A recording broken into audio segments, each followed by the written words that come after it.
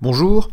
Alors, le théorème que nous nous apprêtons à démontrer est connu sous le nom de théorème des suites adjacentes. En tout cas, deux suites qui vérifient ces propriétés sont appelées suites adjacentes. J'essaie de faire la liaison, mais c'est pas la peine. Alors, soit AN une suite croissante, BN une suite décroissante, donc des suites de réels bien entendu, telles que la suite Bn-n, donc la suite de termes général Bn-n, converge vers 0. Il s'agit de montrer que les deux suites AN et BN convergent et vers la même limite. Vous pouvez vous donner... Ok, alors, petit jeu. Vous pouvez vous donner un petit quart d'heure de réflexion franche sans rien. Et si vous ne trouvez pas... en réalité, voilà, ce résultat n'est pas, ce théorème n'est pas au programme de terminale en soi, bien entendu. Enfin, il l'a été, il le sera peut-être si vous regardez cette vidéo en 2072, je ne sais pas. Mais sa démonstration est assez jolie et ne requiert que des prérequis de terminale. Bon, après, les idées auxquelles il faut penser, pour un terminal, y penser tout seul, c'est un peu compliqué. Donc, là, pour l'instant, pour être honnête, c'est pas tout à fait un exode terminal, c'est un exode terminal très dur, on va dire. Si, au bout d'un quart d'heure, ou si dès maintenant vous voulez commencer à regarder un indice, eh bien ça va le rendre plus terminalo-compatible, entre guillemets, cet exercice. Eh bien, en fait, si je veux rendre cet exercice plus adapté pour des élèves de terminale, je vais dire que ça, c'est la deuxième question, en fait, et que la première question, du coup, voilà, correction, début de correction, la première question, il s'agirait de montrer que, quel que soit n appartenant à grand N, AN inférieur ou égal à BN. Et je mets une petite indication, on pourra s'intéresser, voilà, compose ton énoncé, on pourra s'intéresser à la suite, à la suite Bn-n, à la suite, voilà, Bn-n, on peut lui donner un nom peut-être, pour ne pas l'appeler comme ça, pour ne pas s'y référer à chaque fois en disant que c'est Bn-n, voilà. On pourra s'intéresser à cette suite. Bon, c'est un peu vague comme indication. Bon, avec ces deux, avec l'énoncé complet, on va dire, vous pouvez vous donner, allez, encore une 20-25 minutes de réflexion peut-être avant de regarder la correction. Ok, et bien correction.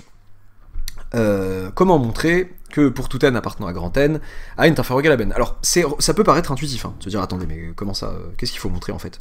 J'ai deux suites, la suite AN qui est croissante, je sais pas, comme ça peut-être, la suite Bn qui est décroissante, et leur différence tend vers 0.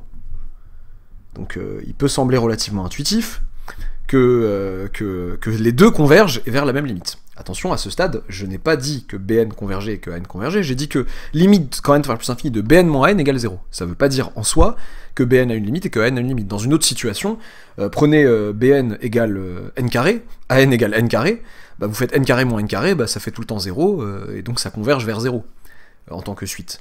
Et pourtant, aucune des deux ne converge. Vous pourriez me dire, oui, mais d'accord, mais les deux ont pour limite plus l'infini, allez, on peut étendre à plus l'infini. Ok, bon, soit. Prenez Bn égale moins 1 puissance n, An égale moins 1 puissance n, aucune des deux de ces deux suites qui sont la même, en fait, n'a de limite, et leur différence est toujours égale à 0, et donc, en particulier, tend vers 0. Donc attention, ça, là, on n'a pas dit que les deux avaient une limite. Mais voilà, quand on voit la chose, quand on voit les termes de la suite Bn, bon, j'écris un truc pas très, pas très conventionnel, imaginez que ça c'est le terme de la suite AN, ça c'est le terme de la suite BN, si la différence tend vers 0 et que l'une est croissante, AN, et que BN est décroissante, on voit bien, entre guillemets, que pour tout n appartenant à grand N, BN est supérieur ou égal à N, et que, au final, la limite de chacun existe, et c'est la même, quoi. Ok, alors suivons un peu les indications. Il s'agit de montrer déjà ça. On pourra s'intéresser à la suite Bn-n. Bon, ok, intéressons-nous à la suite Bn-n. Donc, déjà, on sait que, bon, si vous voulez lui donner un nom, je suis pas contre, posons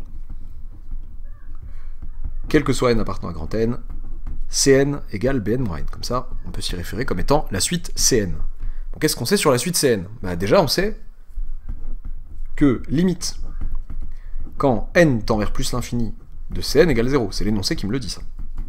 L'énoncé me dit que ça converge vers 0. Ok.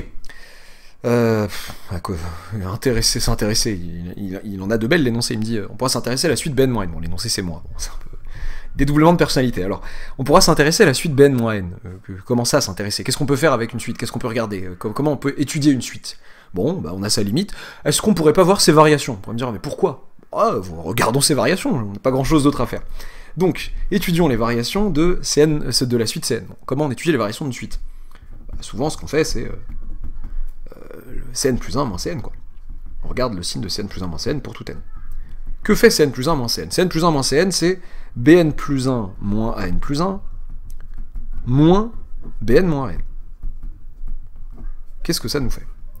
Ça nous fait donc Bn plus 1 moins Bn moins An plus 1 plus An. Ok, mais moi je sais des trucs sur la suite Bn et sur la suite An. Je connais le signe de ce machin, je sais que Bn est décroissante, donc ça va être négatif. Ah, mais c'est intéressant ça. Et l'autre? Et le reste? Qu'est-ce que c'est? Donc là j'ai Bn plus 1 moins Bn moins An plus 1 moins An. Ok, mais attendez. Bn plus 1 moins Bn, bah, c'est négatif, on a dit. Car Bn est décroissante. Je me permets d'écrire comme ça pour décroissante, vous ne vous permettez surtout pas ça en contrôle, bien sûr. Et eh bien An plus 1 moins An est positif. Car An est croissante pour le coup. Donc vous prenez un nombre négatif et vous lui soustrayez, je sais pas ce qui m'arrive aujourd'hui, vous lui soustrayez un nombre positif. Ça, c'est négatif, clairement.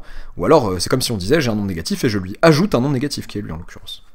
Donc, on a que, quel que soit n appartenant à grand N, Cn plus 1 moins Cn est négatif, d'où Cn est décroissante. Ok, donc, on sait deux choses sur la suite Cn de sympa déjà. On sait qu'elle est décroissante et on sait que sa limite c'est 0. Bon, j'ai une suite décroissante qui tend vers 0.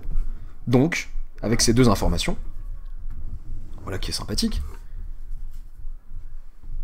Donc je rappelle l'information du haut, au cas où mon correcteur aurait une mémoire inférieure à 1 minute. Alors, limite de Cn égale 0.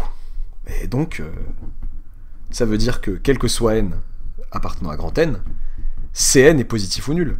Ah, mais Cn est positif ou nul, mais c'est qui Cn déjà? C'est-à-dire que, quel que soit n appartenant à grand N, Bn moins An est positif ou nul.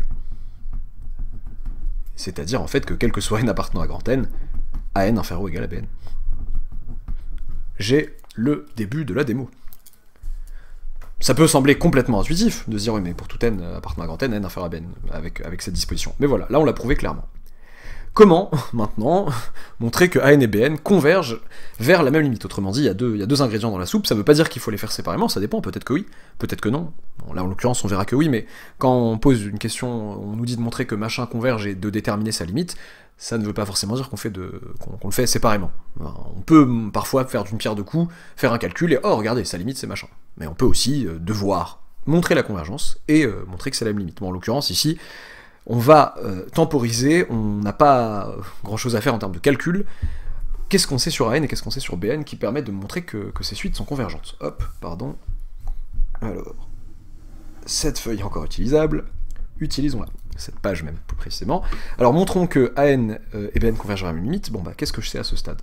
Je sais que pour tout n appartenant à grand N, An est inférieur ou égal à Bn. Ok, bon, à quoi ça peut servir, ça? Qu'est-ce que j'ai comme théorème qui me permettent de montrer que des suites convergent sans forcément avoir leurs expressions, des machins, des informations plus pertinentes sur ces suites, plus poussées? J'ai des théorèmes avec des inégalités quand même. Bon, théorème des gendarmes, je vois pas trop à quoi il servirait ici. Théorème de comparaison, j'ai pas d'histoire d'infini, bon. J'ai aussi des théorèmes qu'il faut pas oublier, des histoires de convergence monotone. Certains appellent ça le théorème de convergence monotone. Toute suite croissante majorée converge, et toute suite décroissante minorée converge. Toute suite croissante majorée va forcément converger, peut-être avant ce majorant bien sûr, et toute suite décroissante minorée va converger aussi. Oula, c'est pas la suite. Hop. Ok, alors, suite décroissante minorée a fait du mal à ma feuille. Alors, bon, là le problème c'est que si je veux dire, je pourrais dire, An est croissante, elle est majorée. Non, attention, majorée sous-entendu par quelque chose de constant. Le problème c'est que ça, c'est pas une constante, ça, Bn. On pourrait pas faire un petit effort pour majorer An à partir de ça, parce que là pour l'instant c'est Bn, mais... Par quoi je pourrais majorer tous les termes de la suite Bn? Qu'est-ce que je sais sur la suite Bn? Bn est décroissante. Donc, quel que soit n appartenant à grand N, Bn est inférieur ou égal à, par exemple, B0. Son premier terme. Donc en fait, on a que, quel que soit n appartenant à grand N, AN inférieur à BN, inférieur à B0. Bon bah toi, le fusible, tu vas sauter, et moi ce qui m'intéresse, c'est que AN est donc inférieur ou égal à B0, pour tout n appartenant à grand N. Je tiens un majorant de la suite AN. C'est un peu flou, non c'est mieux, hop. Quel que soit n appartenant à grand N, eh bien, AN est inférieur ou égal à B0. AN est donc croissante, et majorée, entre parenthèses, par B0. Je me contrefiche un peu de son majorant ici.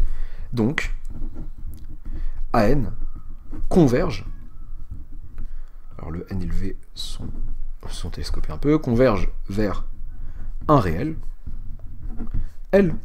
Je ne sais pas qui c'est, certes, mais je sais qu'elle converge. Qu'est-ce que je vais faire avec BN maintenant? Un peu la même idée.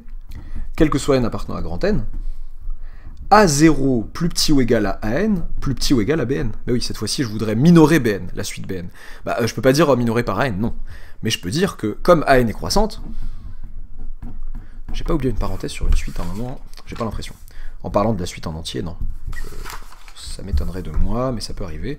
Alors, AN est croissante, donc, pour tout N appartenant à grand N, en particulier, eh bien, AN est supérieur à A0, à son premier terme, au tout premier terme de la suite AN. Et donc là, grâce à ça, le fait que la question précédente m'ait dit que pour tout n appartenant à grand N, AN inférieur à BN et en plus A0 inférieur à N, bah grâce à ça, ça me fait dire que quel que soit n appartenant à grand N, A0 plus petit ou égal à BN. Je tiens donc un minorant de ma suite BN. BN est donc décroissante, ça nous le savions par l'énoncé, et minorée par, entre parenthèses, par A0, par une constante qui s'appelle A0. Donc, BN converge, mon N et mon V, c'est vraiment un problème, vers, on dirait un W carrément, vers, oula, 1 réel L'.